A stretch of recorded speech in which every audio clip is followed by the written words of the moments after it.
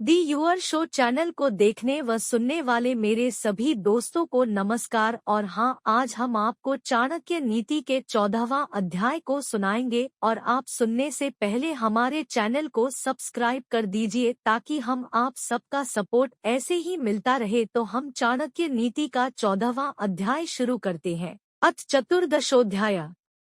14वां अध्याय। देखने वाले एक ही वस्तु को 3 प्रकार से देखते हैं।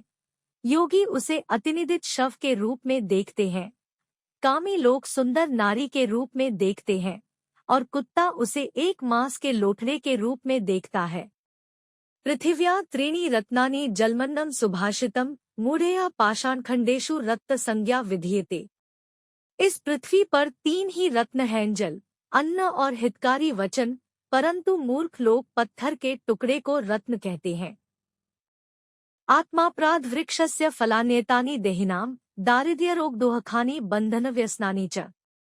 दरिद्रता, रोग, दुख, बंधन तथा आपत्तियां ये सब मनुष्य के अधर्म रूपी वृक्ष के फल हैं। मनुष्य जैसे कर्म करता है उसे वैसे ही फलों की प्राप्ति होती है। मनुष्य की दरिद्रता, दुखी होना, रोगों से युक्त रहना, सांसारिक बंधनों में फंसे रहना और इसके साथ अनेक प्रकार की आपत्तियां आदि आना, ये मनुष्य के दुष्कर्मों के ही फल है। इसलिए मनुष्य का कर्तव्य यह है कि वह शुभ कर्म करे ताकि उसका जीवन सुखपूर्वक बीते। आचार्य ने यहाँ कर्म के सिद्धांत का विवेचन करते हुए शुभ कार्य करने की प्रेरणा दी है, क्योंकि यही सुख का साधन है। पुनर्वित्तम पुनर्मित्रम पुनर्भार्या पुनर्मही एतत्सर्वं पुनर्लभ्य न शरीरम पुनः पुनः। धन भी पुनः प्राप्त हो सकता है, मित्र भी मिल सकते हैं, पत्नी भी फिर से मिल सकती है। ये सब वस्तुएं मनुष्य को बार बार प्राप्त हो सकती हैं, परंतु यह शरीर बार बार प्राप्त नहीं हो सकता। बहुना चैव सत्वाना समवायो रिपुंजया वर्षाधाराध्रो मेघस्त्रिनैरपि निवार्यते। निश्चित रूप से बहुत से मनुष्य मिलकर शत्रु को जीत सकते हैं। मनुष्यों का समुदाय अर्थात उनका संगठन शत्रु को जीतने में उसी प्रकार सफल रहता है जिस प्रकार इकट्ठ किए हुए तिनके जल की धारा को रोक देते हैं, अर्थात घासफूस का छप्पर वर्षा के पानी से रक्षा करता है। यह बात देखने सुनने में बहुत सामान्य प्रतीत होती है, परंतु यह है अत्यंत महत्वपूर्ण। जिस परिवार में मतभेद होते हैं, आपस में एकता नहीं होती, वह परिवार नष्ट हो जाता है। इसी तरह जिन परिवारों में अथवा देश के लोगों में एकता है, मिलकर काम करने की इच्छा है, वे भयंकर से भयंकर शत्रु को पराजित करने में समर्थ होते हैं। वृक्ष की एक शाखा को कोई एक बच्चा भी तोड़ सकता है, परंतु जब पतली पतली शाखाएं इकट्ठी हो जाती हैं, तो इन्हें शक्तिशाली हाथी के लिए तोड़ना भी कठिन हो जाता है। संगे शक्तिया कलौयुगे जले तैलम खले गुह्यम पात्रे दानम मनाक्पि प्राजे शास्त्रं स्वयं याति विस्तारम वस्तु शक्तिता।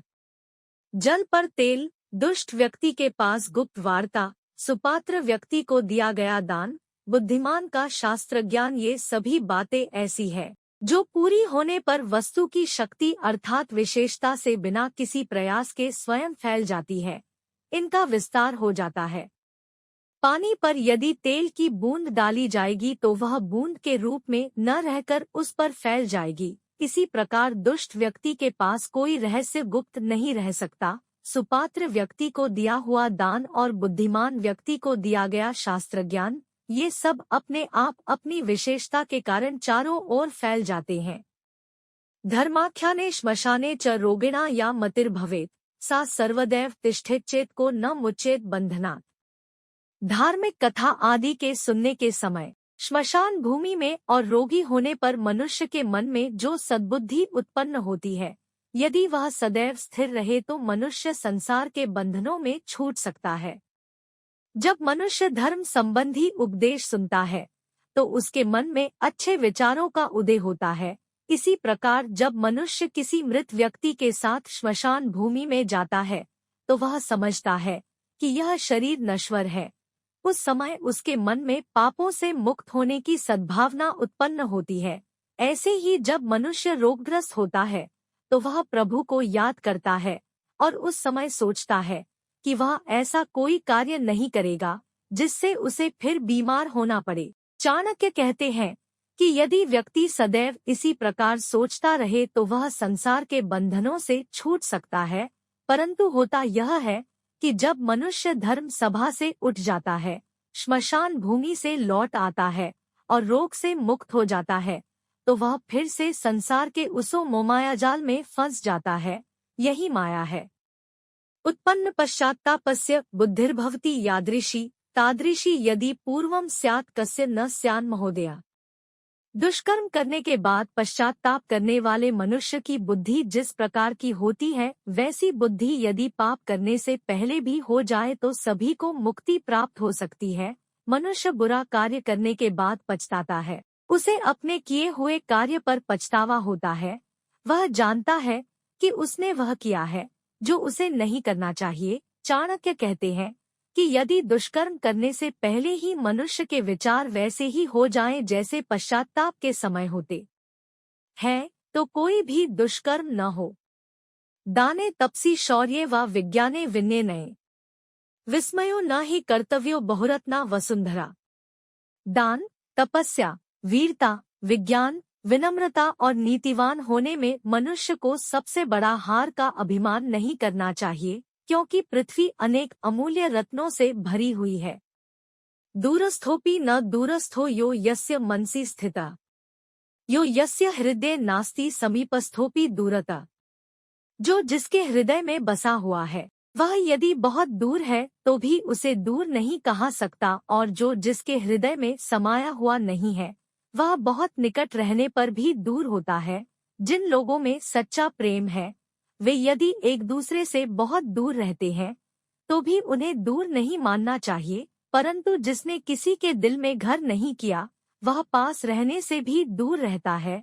आचार्य के अनुसार सच्चे प्रेम में दूरी का कोई महत्व नहीं है। यस्य चाप्रियमिच्छेत् तस्य ब्रूयात् सदा प्रियम, व्याधो मृगवधम कर्तु गीतम गायति सुस्वरम। जिसका बुरा करने की इच्छा हो उससे सदा मीठी बात करनी चाहिए, जैसे शिकारी हिरण को पकड़ने से पहले मीठी आवाज में गीत गाता है। इस श्लोक में एक सामान्य सांसारिक बात कही गई है। जो मन अपने पाप के कारण किसी का अहित चाहता है, वह पहले सदा मीठी मीठी बातें करता है। जिस प्रकार हिरण आदि का शिकार करने से पहले शिकारी मधुर आवाज में गीत गाता है, सांप को पकड़ने वाला मस्त होकर बीन बजाता है, इस प्रकार ये दोनों मधुर स्वर के आकर्षण में बंधकर शिकारी के पास खुद आ जाते हैं, तो शिकारी उन्हें पकड़ लेता है। जब तक दूसरे में असुरक्षा की भावना है, उसके मर्मस्थल पर आघात नहीं किया जा सकता। चाणक्य कहते हैं कि दुष्ट व्यक्ति अहित करने की इच्छा से मीठी मीठी बातें करते हैं। ऐसा करके वे पहले रिझाते हैं, फिर हानि पहुंचाते हैं। जुआरी पहले लाभ होने का लालच दिखाता है, जिससे भोला भाला व्यक्ति उसके जाल में फंसकर बड़ी सी रकम दाव में लगा देता है और अपनी हानि कर बैठता है। अत्यासन्ना विनाशाय दूरस्था न फल प्रदाया, सेवितव्य मध्यभागेन राजा वह निर्गुरुः स्त्रिया। राजा, अग्नि, गुरु और स्त्री इनके पास हर समय नहीं रहना चाहिए। ऐसा करने से मनुष्य को हानि हो सकती है, परंतु इनसे दूर रहने से भी मनुष्य को कोई लाभ नहीं होता। इसलिए इनसे व्यवहार करते समय व्यक्ति को बहुत सोच समझकर बीच का रास्ता अपनाना चाहिए। इसी को मध्यम मार्ग कहते हैं। मध्यम मार्ग का अर्थ है कि व्यक्ति को किसी वस्तु अथवा विचार में न तो अधिक लिप्त होना चाहिए और न ही उसका सर्वथा परित्याग करना चाहिए। मध्यम मार्ग में दोनों छोरों का परित्याग करना पड़ता है और एक बीच का रास्ता अपनाना पड़ता है। गौतम बुद्ध ने इसी मार्ग को अपनाने पर बल दिया था। श्री कृष्ण इसे समत्व कहते हैं। अग्निरापा स्त्रियो मूर्खाः सर्पा राजकुलानी च नित्यं यत्नेन सेव्यानि सद्यः प्राणहराणि षट्।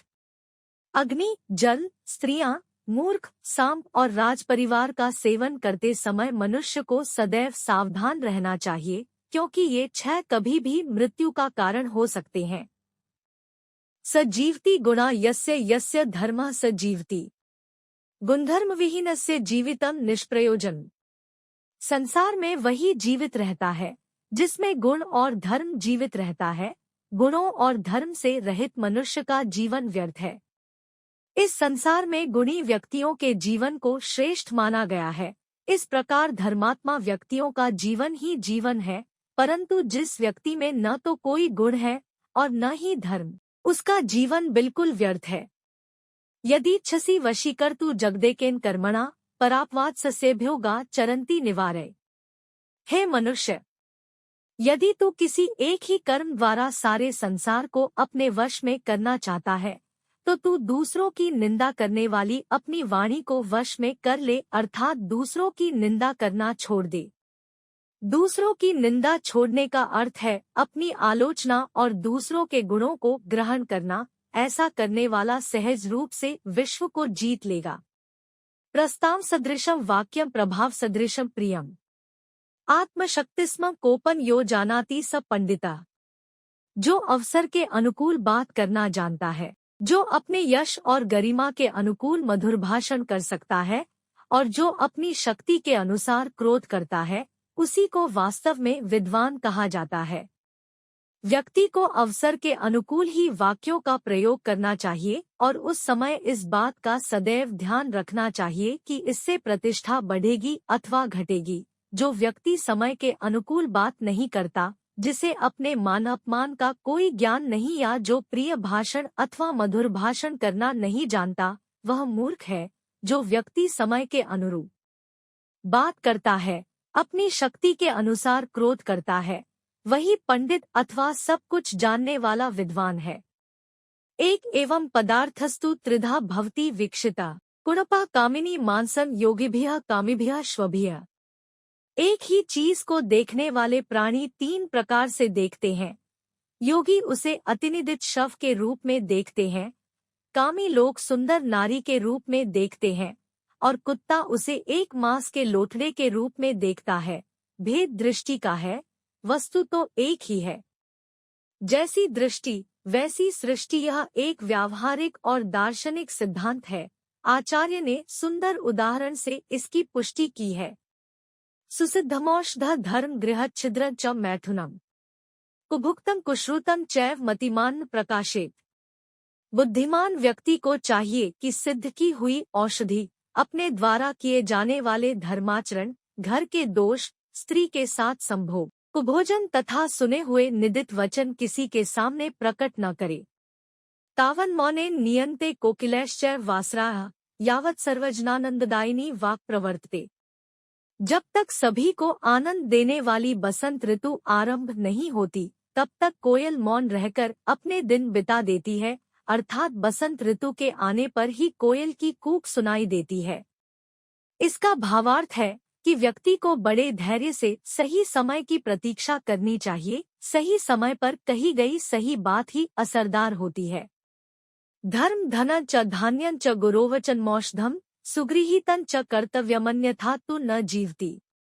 जीवन को सही से बिताने के लिए धर्म का आचरण, धन पैदा करना, अन्नों का संचय, गुरु के वचनों का पालन, अनेक प्रकार की औषधियों का संग्रह विधिपूर्वक और यत्न से करना चाहिए। मनुष्य को चाहिए कि धन, धर्म, अन्न, गुरु की कही हुई बातें और अनेक प्रकार की उपयोगी औषधियां का संग्रह करता रहे। जो मनुष्य ऐसा नहीं करता, उसे जीवन में तरह तरह की कठिनाइयों का सामना करना पड़ता है। त्यज दुर्जन संसर्ग भज साधु स्मागमम कुरु पुण्यम होरात्रण स्मर नित्यम नित्यताम। हे मनुष्य, दुष्टों के संग को त्याग दे और सज्जन पुरुषों का संग कर। दिन रात अच्छे कार्य किया कर। सदैव संसार को नाशवान समझकर परमेश्वर का ध्यान किया कर। मनुष्य को जीवन में क्या करना चाहिए और क्या नहीं, इसी का सूत्र है मानो यह श्लोक। नैतिकता का सार संक्षेप निहित है इस श्लोक में। अध्याय का सार। इस अध्याय में सामान्य लोगों के लिए चाणक्य ने कुछ महत्वपूर्ण बातों की ओर ध्यान आकृष्ट किया है। वे कहते हैं कि इस पृथ्वी पर अन्न, जल और नीतियुक्त बातें, इन तीन को ही महत्वपूर्ण मानना चाहिए। उनके अनुसार ये तीन चीजें ही मनुष्य के लिए रत्न के समान है, अर्थात मनुष्य का इस संसार में इनके बिना कार्य व्यापार करना कठिन है। धनी में धनी व्यक्ति के लिए और अत्यंत निर्धन के लिए अन्न और जल एक जैसा महत्व रखते हैं। इसके साथ नीतियुक्त मधुरवाणी इसलिए आवश्यक है कि इससे मनुष्य का कल्याण होता है। आचार्य ने आगे कहा है कि यदि व्यक्ति दरिद्र है, रोगी है, दुखी है और बंधनों तथा कष्टों में पड़ा है, तो यह सब उसके अधर्म रूपी कार्यों का फल है। उनका कहना है कि इस संसार में जिन वस्तुओं को हम बहुत उपयोगी मानते हैं, उनमें से धन, मित्र, स्त्री, भूमि तथा मकान आदि मनुष्य को बार बार मिल सकते हैं, परंतु मनुष्य जीवन ऐसा है जो बड़ी कठिनाइयों में प्राप्त होता है। इसलिए मनुष्य को चाहिए कि वह अपने जीवन को सफल बनाने का प्रयास करे, धर्माचरण करे, न कि हर समय संसार के भोगों में फंसा रहकर अपने जीवन को व्यर्थ गवा दे। प्रायः हर देश के निवासियों के लिए संगठित रहना प्राचीन काल से ही महत्वपूर्ण आवश्यकता रही है। इसलिए वे कहते हैं कि यदि निर्बल से निर्बल राष्ट्र संगठित रहेंगे व अत्यंत बलवान शत्रु को भी पराजित करना उनके लिए संभव होगा। इसी संदर्भ में से कहते हैं कि जीवन में कोई समय ऐसा भी आता है जब मनुष्य जीवन की वास्तविकता बारे में सोचने लगता है। मनुष्य जब किसी धर्मोपदेश को सुनता है तो उसके मन में धर्माचरण की प्रवृत्ति जागृत होती है। जब मनुष्य किसी को अपने कंधे पर लादकर श्मशान भूमि में जाता है तो उसे ऐसा प्रतीत होता है कि यह जीवन नश्वर है, और जब मनुष्य किसी रोग से पीड़ित होता है तो प्रायः हाय हाय करता हुआ प्रभु को याद करता है। चाणक्य कहते हैं कि यदि मनुष्य सदा इसी प्रकार के विचार मन में रखे तो वह संसार के बंधनों से छूट सकता है। इसी संदर्भ में वे आगे कहते हैं कि मनुष्य जब कोई दुष्कर्म करता है तो उसके बाद वह पछताने लगता है, अर्थात उसकी बुद्धि में एक परिवर्तन होता है। यदि दुष्कर्म करने से पूर्व मनुष्य की बुद्धि उस दिशा में कार्य करे तो वह संसार के बंधनों से छूट सकता है। मोक्ष प्राप्ति में बाधक कार्यों की ओर संकेत करते हुए आचार्य का कहना है कि अभिमान मनुष्य को ले डूबता है। यदि कोई व्यक्ति यह समझता है कि उसके जैसा तपस्वी, दानी, शूरवीर और ज्ञानवान कोई दूसरा नहीं है, तो यह उसका भ्रम है, क्योंकि संसार इतना विशाल है कि उसमें एक से बढ़कर एक गुणी व्यक्ति है। यहाँ एक सामान्य सी बात की ओर इशारा करते हुए आचार्य ने कहा है कि समीपता और दूरी का संबंध हृदय से है, न कि स्थान से। चाणक्य ने यहाँ ऐसी कूटनीतिपूर्ण बात कही है जो किसी भी राज्य के लिए उपयुक्त हो सकती है। उनका कहना है कि जो राज्य आपको हानि पहुँचाता है, यदि आप में शक्ति से उसका निवारण करने की योग्यता नहीं है तो उससे मित्रता गांठकर मधुर व्यवहार का दिखावा करते हुए बुद्धिपूर्वक शक्तिहीन कर देना चाहिए। वे आगे कहते हैं कि राजा, अग्नि, गुरु और स्त्री आदि के न तो अत्यंत निकट जाना चाहिए और न ही इनसे अत्यंत दूरी रखनी चाहिए। उदाहरण के लिए सामान्य सी बात है कि यदि व्यक्ति अग्नि के अधिक समीप जाएगा तो वह जलकर भस्म हो जाएगा।